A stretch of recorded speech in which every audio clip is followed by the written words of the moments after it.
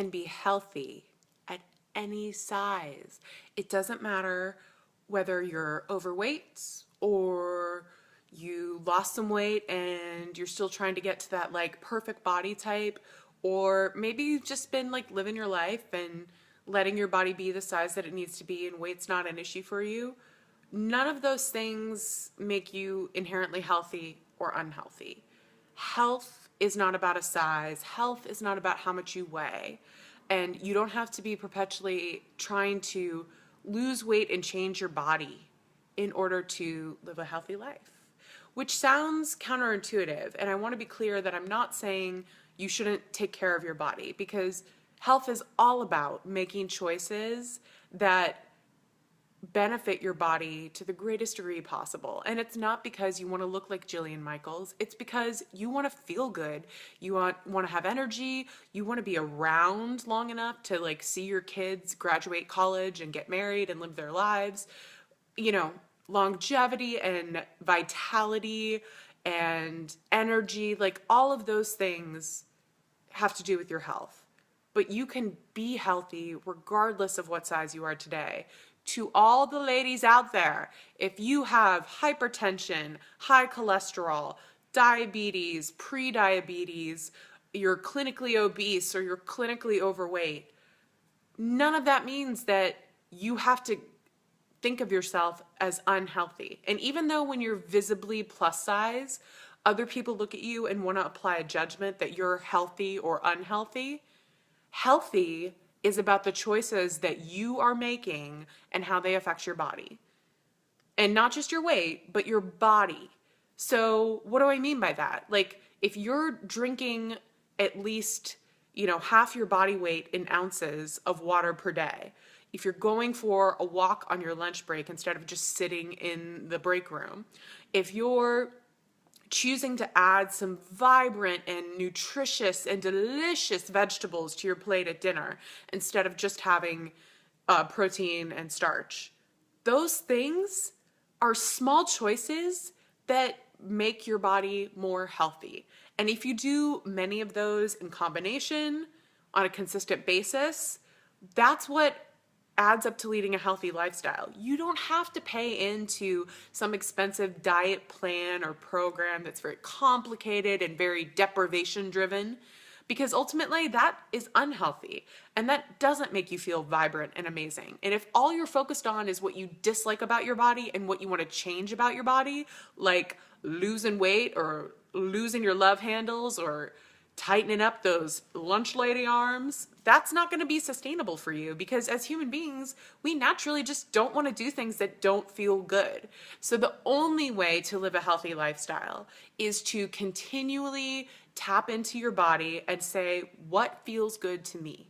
What feels good to my body? And then keep doing those things and do more and more of them. And it has a snowball effect. As you start to do this, it's going to be so much easier to do more and more things and to do them on an ongoing basis. And listen, it does not mean that there aren't times when you eat a piece of cake or have some glasses of wine with your girlfriend or like namaste in bed instead of going to yoga class. That's normal.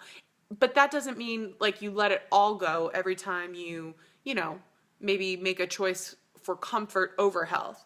You keep making these choices. You keep drinking the water. Hello!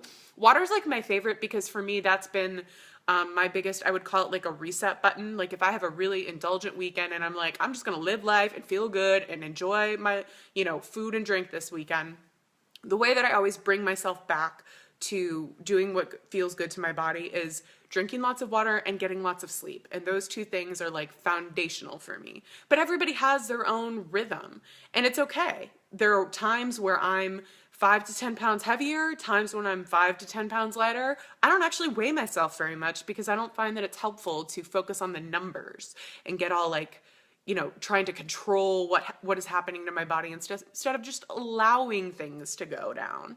And I think that amounts to like a much more healthier outlook overall. And the thing that I really want to say is that health is not a size. So whether or not other people look at you and think like, oh, she's so unhealthy because she's overweight, you can choose to make small choices that benefit your health and make them over and over and over again. And that, my friends, is how you live a healthy lifestyle. And Elizabeth, thank you so much for sharing. We're all victims of that all or nothing thinking. Like, underlying most people's struggle with diet and exercise is not laziness or a lack of discipline like we tell ourselves and some like angry trainers like to yell at us about. It's perfectionism. Perfectionism is crippling because it gives you that sense that it's all or nothing. It's black or white. I'm either completely depriving myself or I am face first in that bag of Cheetos. And that's not true. You can have a little bit of something that you like and might not necessarily be that healthy, or you can just have it once in a while. And it doesn't mean that you're a failure when you do. And yes, if my workout plan can't be perfect, I don't go to the gym at all. I have totally done this. So my experience was bouncing back from a back injury. Every time I tried to go back to the gym and get back into a rhythm with my health, I would like get a, Jillian Michaels plan or blah, blah trainer plan, download it. And then I'm like, oh my God, but I didn't do the workout exactly the way it looks on the sheet. I'm a failure. I might as well not even go. And then fall off my game for weeks. But it's okay. Like, actually, the biggest thing you can do if you're trying to get back into a fitness routine, get up and walk around. Just walk. Get 10,000 steps per day. And once you start doing that and it becomes part of your routine, it gets really easy to start adding on and being like, yeah, maybe I'll just, in addition to my walking that I do throughout the day, I'm going to go to the gym and do like 30 minutes on the elliptical because that's better than none.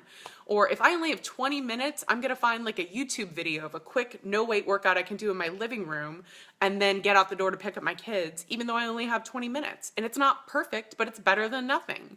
And if you're traveling and the best you can do is like a turkey sandwich from the gas station road stop that you're at, it's not perfectly healthy, but that has protein and there's some vegetable in there, or at least what used to be a vegetable before it became a gas station snack. Like, that's better than nothing. So making small incremental choices, celebrating the little victories, not in terms of the results, because the results are going to vary. That's just life. But in terms of how you're feeling, like if you get 8 hours of sleep and you're drinking the amount of water that you need to be drinking, you're going to wake up and feel great. So celebrate that. If you get your 10,000 steps in that day or whatever, kind of standard you're working with, celebrate when you hit the little milestones on a day-to-day basis, because that's the goodness that's going to keep you going on this journey to healthy living. And it doesn't matter if you lose 50 pounds or if you gain 15. You can continue to live a healthy lifestyle. You can be a healthy woman at any size. And so I hope you all get out there, love your body harder than ever before. Lily, Elizabeth, Jay, everybody, thank you so much for tuning in. We do this every week here on Facebook Live at noon. I will see you next time on Body Love TV.